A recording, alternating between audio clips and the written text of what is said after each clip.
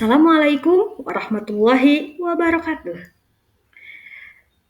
Apa kabar anak-anakku yang solih-solihah?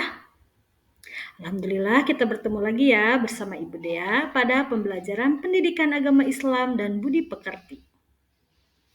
Kali ini kita akan membahas bab 7 mengenai indahnya ketetapan Allah.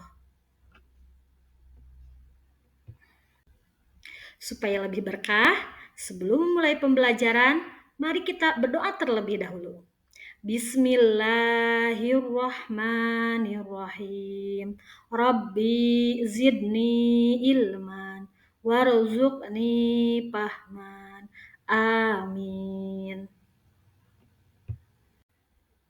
Baik anak-anakku, tujuan pembelajaran kita kali ini, yang pertama, kalian harus mampu menjelaskan makna qada dan qadar serta hubungannya dengan takdir Allah Subhanahu wa taala.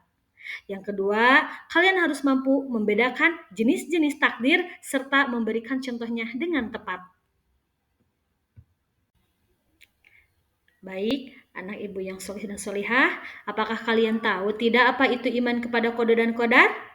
Untuk mengetahui apa itu iman kepada qada dan qadar, yuk perhatikan penjelasan berikut. Baik anak-anakku, yang pertama kita akan membahas tentang makna iman kepada qada dan qadar. Qada dan qadar dalam ajaran Islam termasuk dalam rukun iman yang keenam. Qada dan qadar sering disebut juga dengan istilah takdir, yaitu meyakini dan mempercayai dengan sepenuh hati adanya ketentuan dan ketetapan Allah Subhanahu wa taala.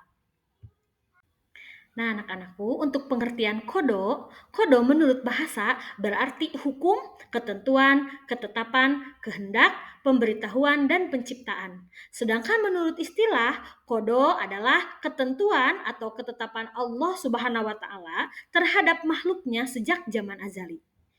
Apa itu zaman ajali? Zaman ajali artinya zaman sebelum diciptakannya manusia oleh Allah Subhanahu wa taala. Qada sering juga disebut dengan sunatullah atau ketetapan Allah Subhanahu wa taala. Nah, untuk selanjutnya pengertian qadar. Qadar secara bahasa berarti kepastian, peraturan, dan ukuran. Sedangkan menurut istilah, qadar merupakan perwujudan dari qada atau ketetapan Allah Subhanahu wa taala yang telah terjadi pada makhluk dalam kadar tertentu sesuai dengan kehendaknya. Qadar sering disebut dengan takdir.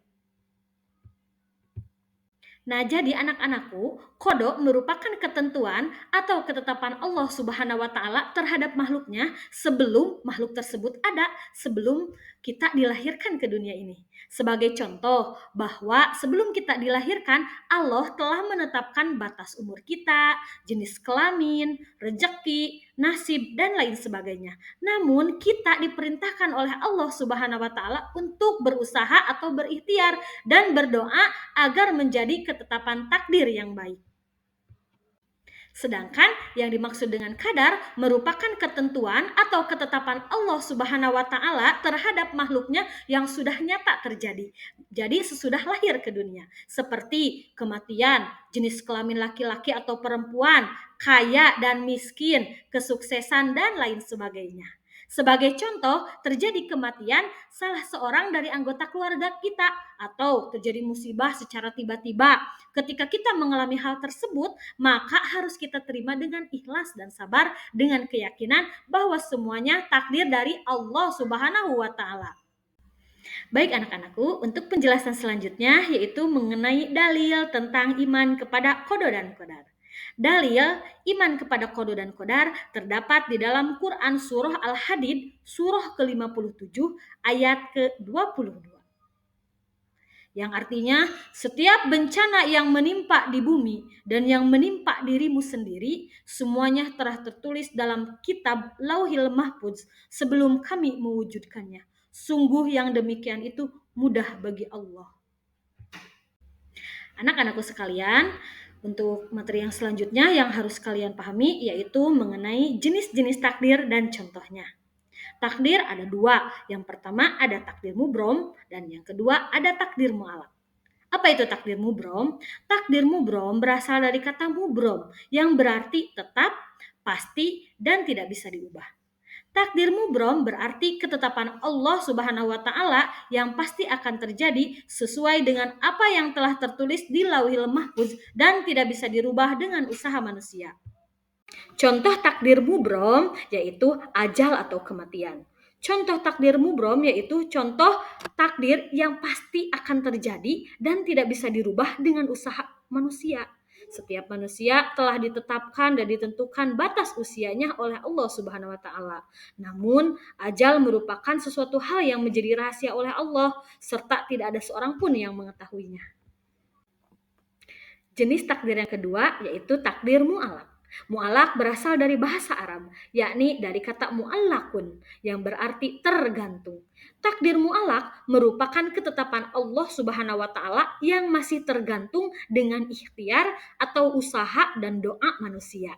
Dalam arti lain bahwa Allah Subhanahu wa taala memberikan ketetapan terhadap makhluknya sesuai dengan apa yang telah diusahakan oleh manusia tersebut. Sebagai contoh dari takdir mu'alak yaitu antara lain rezeki. Seseorang tidak akan mendapat rezeki jika seorang tersebut tidak mau berusaha untuk mendapatkan rezekinya. Cara berusaha untuk mendapatkan rezeki dapat dilakukan dengan cara bekerja sesuai dengan keahlian dan profesi masing-masing.